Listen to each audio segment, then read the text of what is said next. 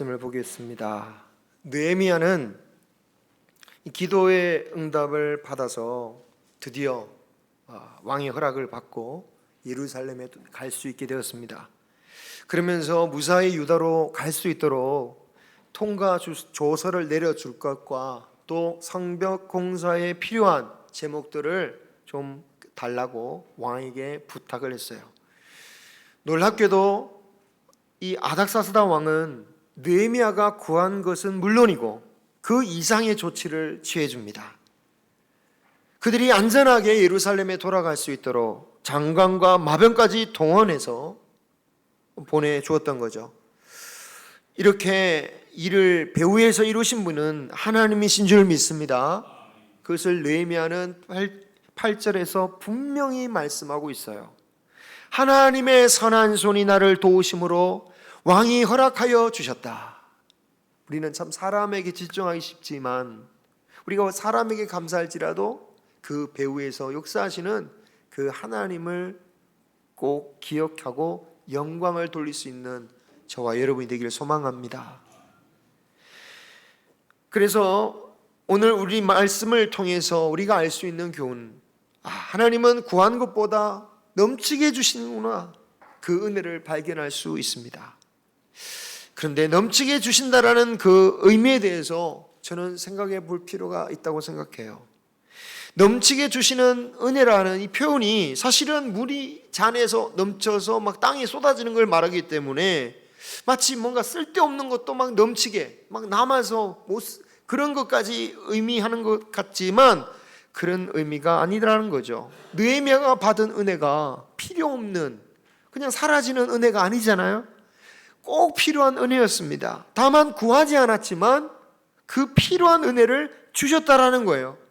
그래서 하나님께서 주시는 넘치는 은혜란 것은 그냥 필요 이상으로 쓸데없이 주셨다라는 의미가 아니라 우리의 필요를 너무나도 잘 아시기 때문에 우리가 예측하지도 못하고 그래서 우리가 구하지도 못했던 것들, 이 모든 것들까지도 하나님께서 그 필요를 채워주신다라는 뜻으로 우리가 보면 될 것입니다. 그런데 여러분, 우리는 필요한 게 무엇입니까? 우리의 필요한 것들이 참 세상 가운데 많이 있지만 하나님의 자녀에게 가장 필요한 것은 바로 믿음입니다. 소망입니다. 사랑입니다. 그래서 하나님의 넘치는 은혜는 때로는 이 영적인 필요를 위해서 주실 때가 있다라는 거예요. 영적인 필요를 위해서 주시다 보니까 때로는 그 영적인 필요를 채우기 위해서 때로는 환난과 어려움과 질병과 문제들, 궁핍과 결핍을 주실 때가 있더라는 거죠. 우리가 부인하고 싶지만 그래도 부인할 수 없는 것은 우리 대부분은 건강하기만 하고 부족함이 없는 삶으로만 살면 솔직히 우리에게 필요한 영성이 자라지를 않아요. 그래서 우리를 진정 선한 길로 인도하시기 위해서라도 때로는 가난하게도 하시고 헐겁게도 하시고 낮은 자리로 인도하실 때가 있다라는 거죠. 우리는 이것을 받아들여야 됩니다. 영혼을 구원하러 오신 예수님을 유대인들이 거절했던 이유가 무엇입니까? 그들이 필요로 하는 것은 그들의 옷을 입혀주고 그들의 땅을 회복시켜주고 그들의 빈 창고를 채워주는 것이고 그들의 대적을 물리쳐주는 것인데, 그런 정치적인 메시아인데 현실적인 필요를 채울 수 있는 그러한 메시아를 바랬는데 예수님이 오셔서 뭐라고 하십니까? 너희들에게 필요한 것은 뭐냐? 너희들이 필요한 것은 모든 것을 버리고 십자가를 따르는 길이다 라고 하시니까 그런 예수님을 받아들일 수가 없는 거죠. 거절하는 것입니다. 문제는 그 예수님을 믿는 개신교 안에도, 개신교 신성도들 안에서도 또다시 유대인처럼 믿는 이들이 너무나도 많다라는 거죠. 심지어 갈아치기도 합니다. 가짜 복음이죠. 우리는 이런 가짜 복음을 분별하고 육과 물질을 풍성하게 주시는 것만 넘치는 은혜로 생각하지 말고 우리의 영적인 필요를 채우시기 위해서라도 우리를 인도하시는, 때로는 우리를 치시기도 하고 부족하게 하시기도 하는 그 은혜도 우리에게 넘치는 은혜임을 믿고 살아가는 저와 여러분이 되기를 소망합니다. 여러분, 하나님은 때로 부족하게 받았다라고 여겨지는 사람을 통하여 풍족한 것을 받은 자가 할 수 없는 일을 하게 하십니다. 이것은 우리의 상식과 맞지 않아요. 우리는 5달란트를 받았다고 한다면 1달란트 받은 사람의 일을 몇 배로 할 수 있는 겁니까? 1달란트 받은 사람의 일을 5배로 할 수 있는 것이 5달란트 받은 사람이에요. 그죠? 내가 많은 것을 가졌으니까 별 것 없는 사람보다 더 많은 일을 할 수 있는 거예요. 그런데 하나님의 앞에서는 그런 게 아니더라는 거죠. 5달란트 가진 사람이 드리는 영광이 있다고 한다면 1달란트를 가진 사람이 드릴 수 있는 영광이 또 있다라는 거예요. 여러분, 우리나라에 있는 부유한 성도가 하나님께 드릴 수 있는 영광과 저 아프리카에 사는 저 성도 또는 전쟁 중에서 고난받고 있는 성도가 드릴 수 있는 영광, 여러분 비교가 가능한 겁니까? 우리가 그들보다 더 돈도 많고 더 힘이 많고 더 많은 것을 할 수 있지만 그렇다고 정말 저 아프리카의 그 가난한 성도들, 전쟁 중에 있는 성도들보다 더 하나님께 몇 배로 영광을 돌릴 수 있습니까? 그런 게 아니잖아요. 그렇게 비교할 수가 없지 않습니까? 각자의 삶 속에서 받은 것 가지고 영광을 돌리면 그것이 하나님께, 너무나도 하나님께 다 영광이 된다라는 거예요. 하나님은 그러한 모습 가운데 다 영광을 받기를 원하셔요. 더 가져서 더 많은 영광을 돌릴 수 있는 것도 아니고 없기 때문에 덜 영광을 드리는 것도 아닙니다. 바울은 하나님께서 자신을 풍요롭게 하시거나 부족하게 하시거나 배부르게 하시거나 배고프게 하시거나 어디에서든지 하나님으로 만족함으로 하나님께 영광 돌리는 법을 배웠습니다. 나중에는 심지어 자신이 고쳐달라고 했던 그 사탄과 같은 질병 중에도 하나님께 영광을 돌리는 법을 스스로 기도함으로 깨닫고 배웠다라는 거예요.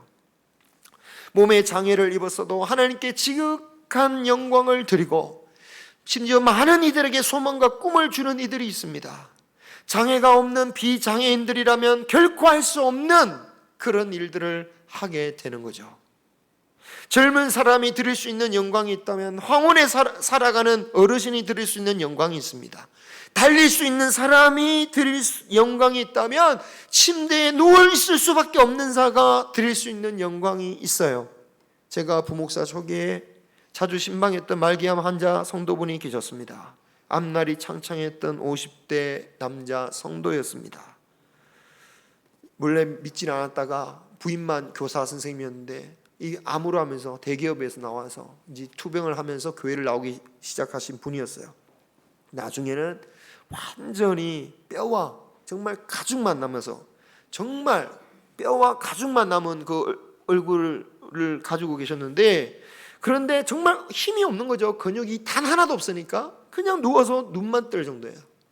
그런데 찾아온 저에게 보시면서 얼굴을 이렇게 미소를 지으시는 거예요. 미소를 지으셔요. 그 모습을 저는 지금도 잊지 못합니다. 저는 그분을 보면서 정말 마음이 정말 강하신 분이구나. 정말 강하신 분이구나. 그런 생각을 했습니다. 우리가 하나님께 드리는 영광은요, 풍성한 물질로만, 우리의 건강한 육신으로만 드리는 게 아닙니다. 하나님이 욥을 치시면서 무슨 영광을 기대하셨을까요? 네?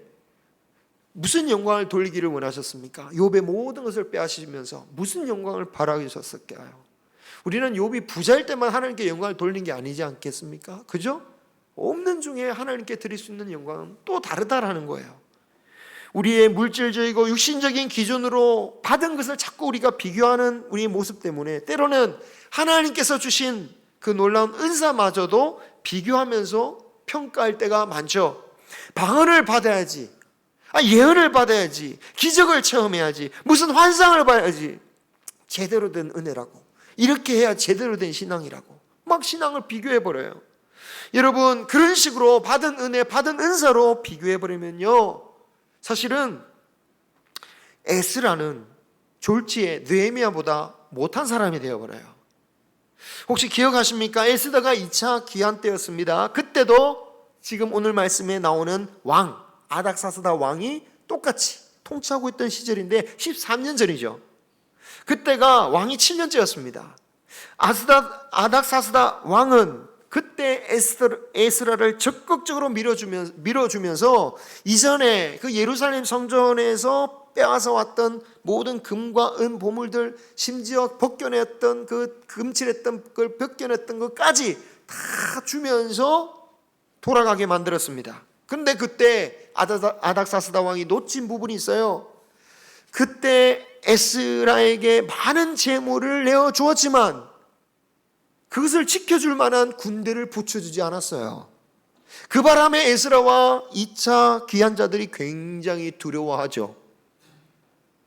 아닥사스다 왕이 그때는 아직 미숙해서 그랬던 것일까요? 아유, 하나님, 목사님, 영광 돌릴 때는 하나님께서 다 하셨다 해놓고 아니 좀 뭔가 부족하다니까 왕 탓합니까? 그렇죠? 그렇지 않습니다. 덜 주신 것도 누가 하신 거예요? 하나님이 하신 거예요. 하나님의 뜻이란 겁니다. 하나님의 역사하신 거예요. 왜? 보호받지 못한 것도 하나님의 역사다라는 거예요. 그럼 왜 다르게 하셨습니까? 에스라가 드릴 영광, 느헤미야가 드려야 할 영광이 다른 거예요. 에스라가 하나님께 불공평하다고 느헤미야에게는 군사를 붙여주셨으면서 저는 이게 뭡니까? 라고 할 게 아니잖아요. 성경도 전혀 비교하지 않습니다. 에스라는 그가 받은 은혜에서 하나님께 영광 돌리면 되는 거예요. 에스라도 느헤미야 못지않게 왕의 총애를 받은 사람이었습니다. 분명히 기록하지 않았습니까? 에스라가 구하는 모든 것을 왕이 다 주었다고 말했어요.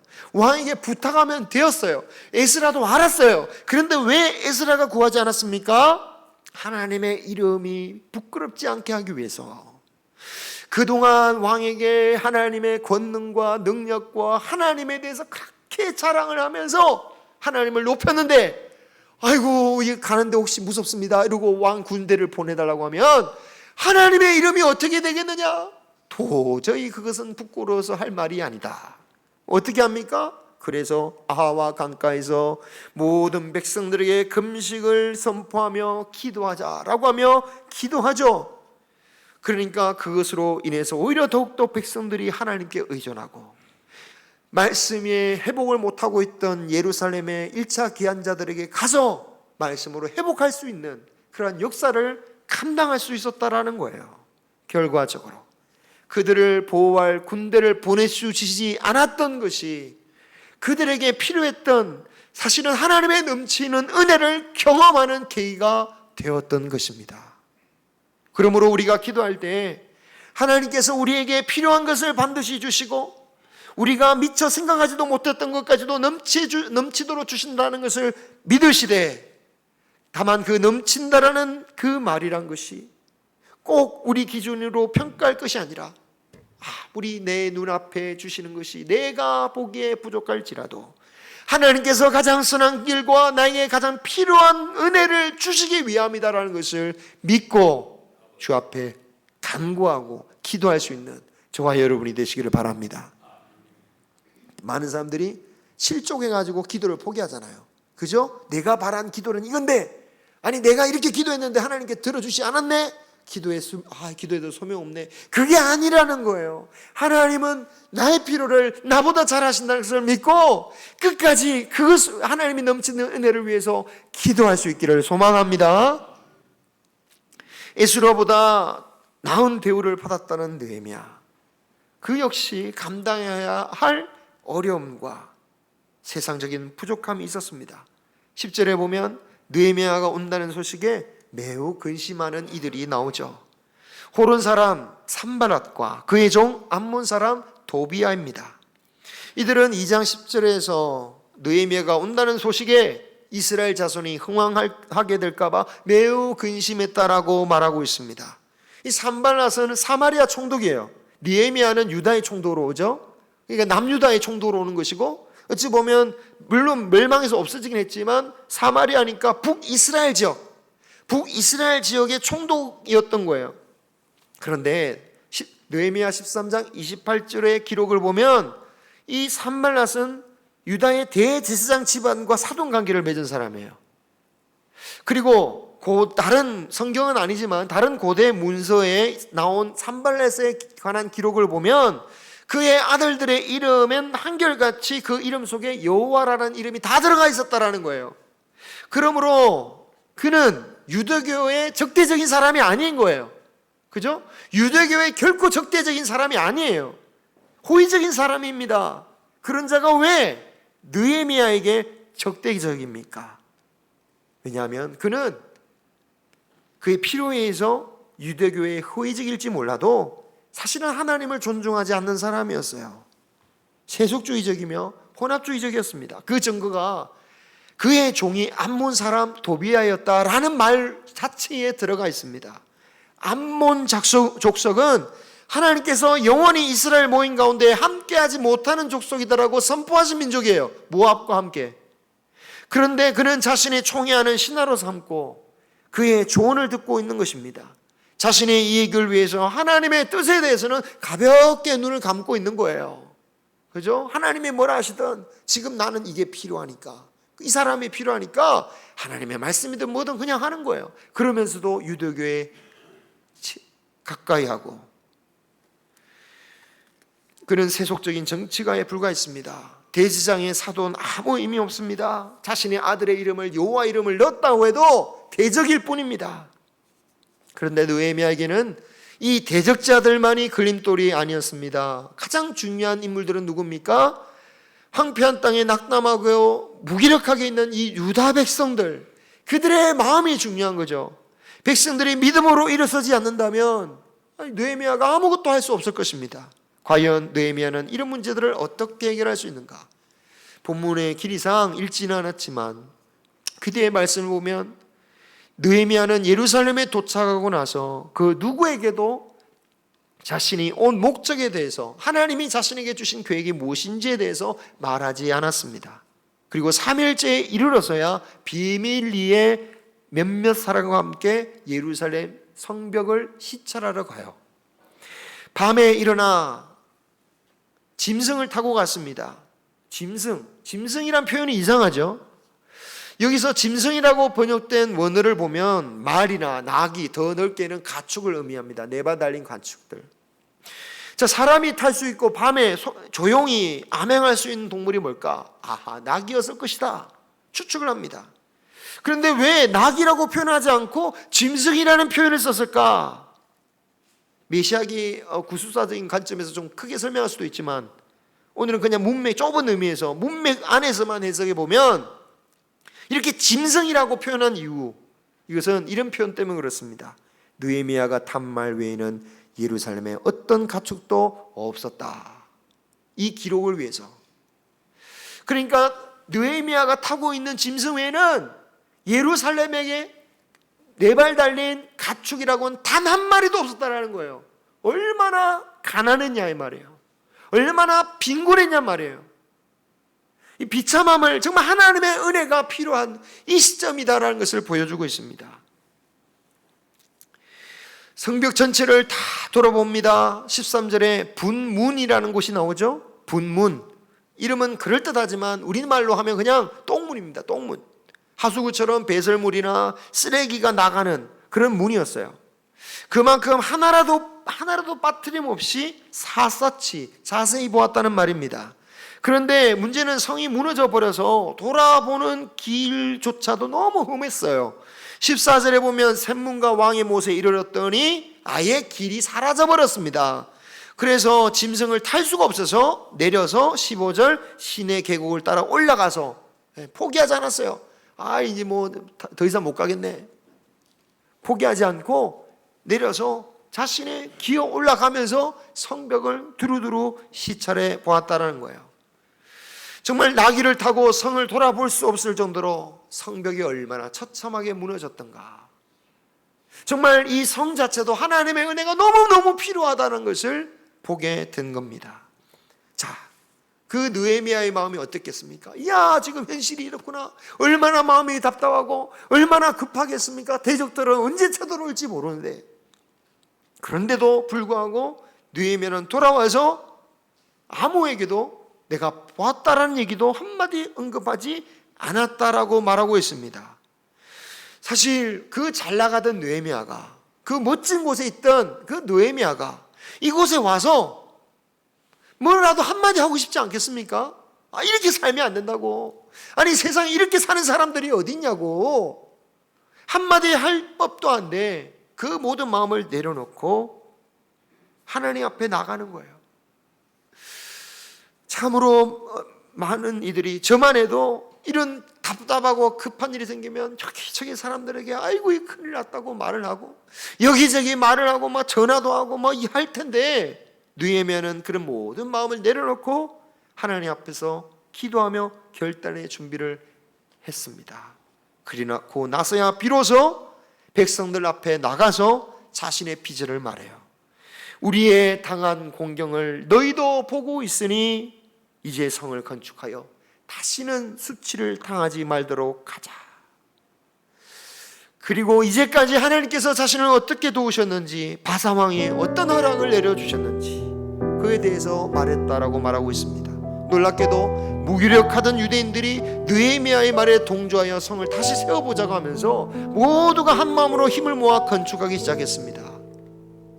이 말씀 가운데 느헤미야에게서 참 배울 게 많습니다. 신중한 태도, 기도, 그리고 공동체 의식. 특히 느헤미야는 자신도 백성들과 함께하는 사람이라는 것을, 함께 이 어려운 문제를 헤쳐나가야 되는 사람이라는 것을 강조합니다. 참으로 제3자적으로, 유체이탈적으로, 그냥 방자적으로, 그냥 3자적으로 말할 수 있었지만 자신의 일로 이고 함께하자 라고 말하고 있습니다. 그런데 여러분, 이런 것들만으로는 백성들의 마음을 사로잡을 수 없습니다. 그에게는 하나님이 주시는 넘치는 은혜에 대한 믿음이 있었던 거예요. 당장 세상의 일꾼들을 다 끌어모아서 예루살렘을 복구할 만한 재정이 없었지만, 그런 물질의 은혜는 없었지만, 자기가 타고 다닌 짐승 외에는 한 마리도 없는 백성들을 위해서 집집마다 가축 한 마리씩 다 줄 수 있는 그런 은혜를 말한 것이 아닙니다. 지금의 모습으로 판단하지 않고 하나님은 반드시 우리에게 필요한 은혜, 그 넘치는 은혜를 주신다는 믿음으로 백성들에게 소망의 메시지를 외쳤던 것입니다. 다시 성을 건축하게 되면 더 이상 이방 민족들에게 수치당하지 않을 수 있다. 이 메시지가 백성들에게 소망이 되어서 일어나게 했던 것입니다. 우리도 소망의 메시지를 전할 수 있기를 소망합니다. 근데 소망의 메시지를 가지려면 우리 안에 넘치는 은혜를 발견해야겠죠.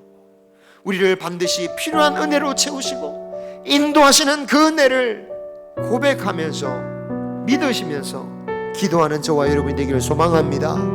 나에게 주신 은혜를 가지고 소망을 갖게 되면요, 오늘 느헤미야가 그 무기력했던 백성들을 일으켜 세웠던 것처럼 가장 먼저는 내가 사는 것이고 나로 인하여 이웃이 살고 이 교회가 사는 것입니다. 참으로 소망의 메시지가 아닌 다른 말을 하는 분들을 보면 항상 마음이 괴로워요. 괴로우니까 그런 말씀 하시겠죠. 그죠? 남을 헐뜯고 남을 공격하고, 그런데 가만히 보면 그분 인생이 괴로운 거예요. 괴로우니까 그런 말이 나오는 거예요. 그 영혼을 위해서, 정말 불쌍히 여기는 마음으로 위해서 우리는 기도해야 됩니다. 바라기는 우리 마음 가운데 소망의 은혜를 가지고 나를 살고 이웃도 살고 교회를 살리고 가정도 살리는 저와 여러분이 되시기를 주님의 이름으로 축원합니다. 기도하겠습니다.